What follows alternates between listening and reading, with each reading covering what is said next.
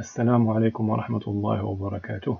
تمكن المنتخب الليبي لكرة السلة رجال من تحقيق تأهل تاريخي إلى نهائي البطولة العربية لكرة السلة.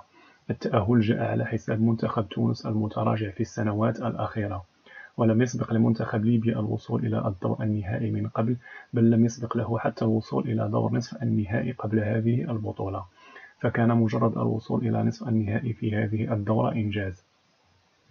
المقابلة في الربع الأول والثاني كانت لصالح ليبيا من بدايتهما إلى نهايتهما، حيث وصل الفارق في بعض الفترات إلى 17 نقطة، ونفس الشيء في الربع الثالث حيث استمر التفوق الليبي، إلا أنه تمكن المنتخب التونسي من تقليص الفارق إلى 4 نقاط مع نهاية الربع الثالث.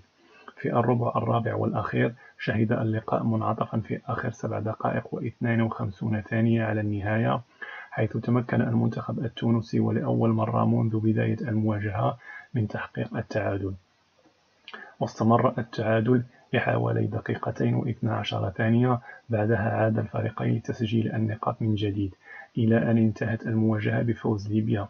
المباراة النهائية بين مصر البلد المضيف وليبيا. قبلها ستجرى مباراة تحديد المركز الثالث بين تونس والإمارات. فهل سيخلق منتخب ليبيا المفاجأة من جديد أمام مصر وينهي الهيمنة المصرية على البطولة؟ هذا ما سنعرفه غدا إن شاء الله. دعواتكم لإخواننا في غزة، إنما المؤمنون إخوة. السلام عليكم ورحمة الله وبركاته.